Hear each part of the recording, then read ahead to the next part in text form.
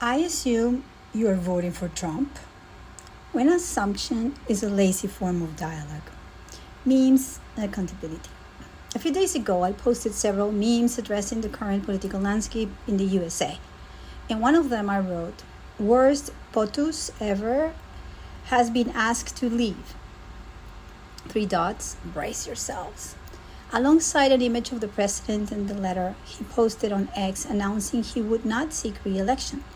I have received criticism in the past about where I stand, and I'm always open to dialogue. Sometimes it happens, other times the assumptions are arrogant and lazy, in my humble view.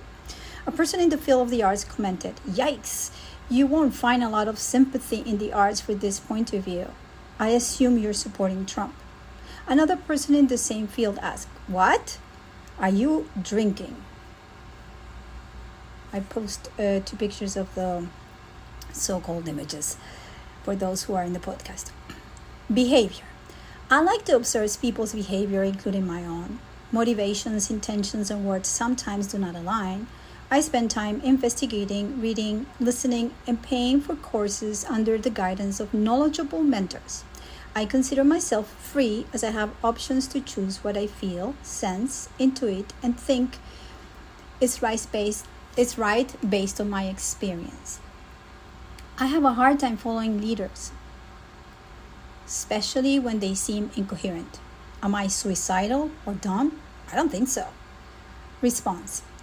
Here's my response to the person who assumed something without being interested in a dialogue. Nowadays, social media makes us feel empowered with views and ideologies, and we all march blindly behind a flag that stands for something, promising to get us to another level of the video game. Stop. I have a mind of my own. Human behavior, what a praxis. So this was the question. Yikes, you won't find a lot of sympathy in the arts for this point of view. I assume you're supporting Trump. And my answer to it, never make assumptions on behalf of others. In the arts, are you referring to all the people who complied and rushed to get shots and boosters and bullied those of us who freely chose not to engage in such a scam? I broke free from the matrix in 2020 and moved to a free state, where I began studying Austrian economics and educating myself as a libertarian and free thinker. I raised questions about programming and herd mentality. Unfortunately, academia and the arts have been heavily influenced by brainwashing. Freedom and property rights are paramount and form the foundation of my beliefs and principles. I need not conform to anyone's views to define my character.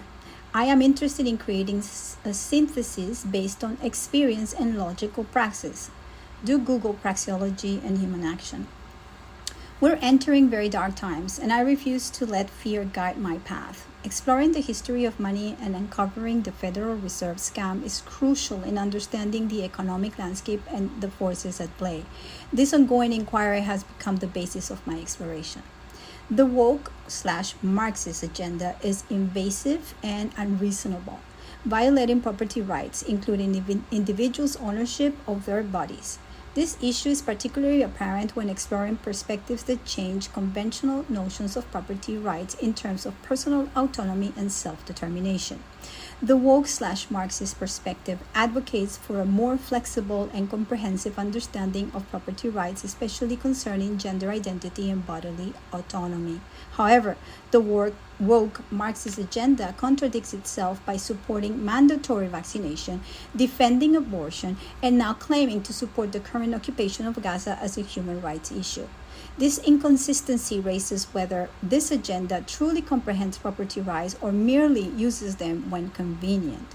Once again, the agenda tends to favor the state imposing control over freedom and property rights.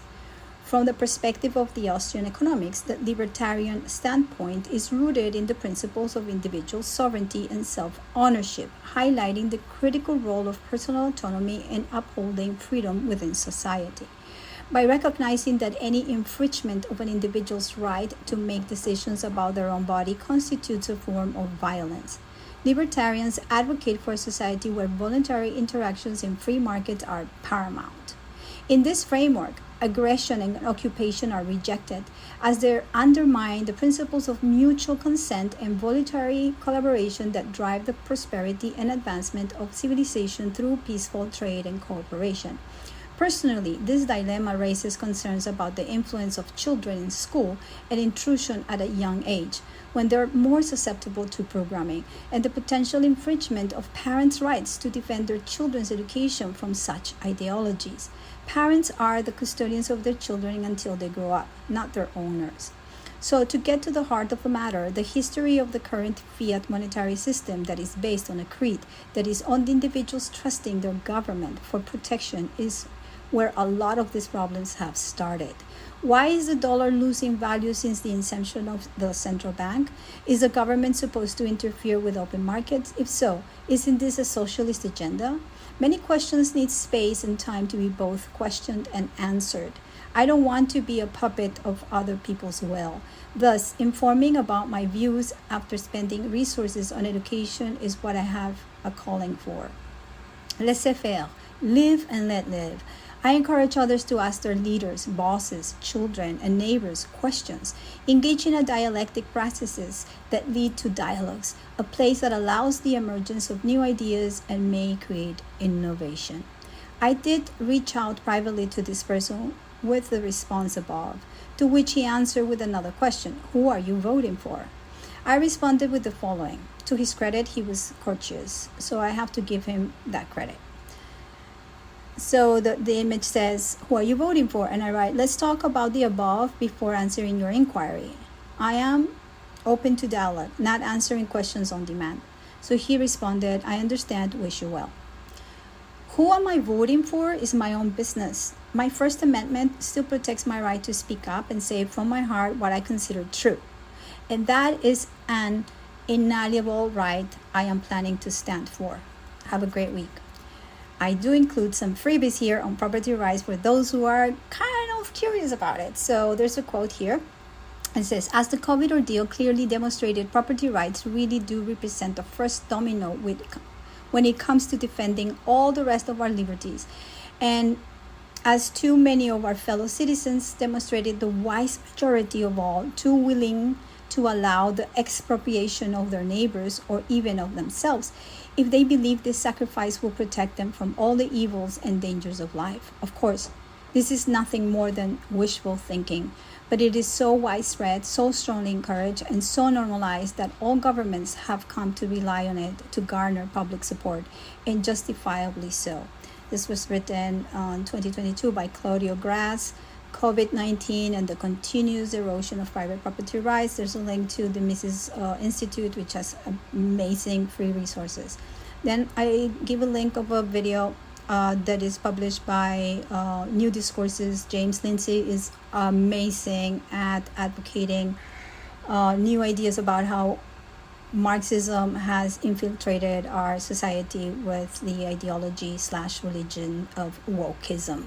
So there's a very good video there that is titled The New Law on Politics of Parental Rights, which is what's happening right now, unfortunately, in the state of California. Then I put a link to my mentor in Austrian economics / Bitcoin and fiat currency.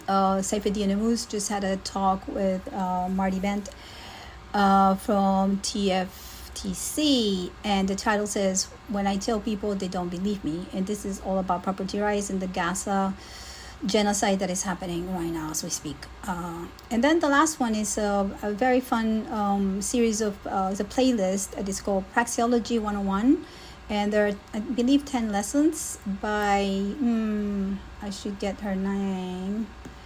I don't have it here. I will write it on the thing. So this is all for now. I was not intending to write anything. I felt that it was more important for me to write it in a proper way as opposed to be going back and forth and, social media posting that it's so diminishing and tiresome. I did have some fallback from some people on Facebook as well, but I'm here to just stand for myself. Have a great weekend, and I hope you're doing well. Bye-bye.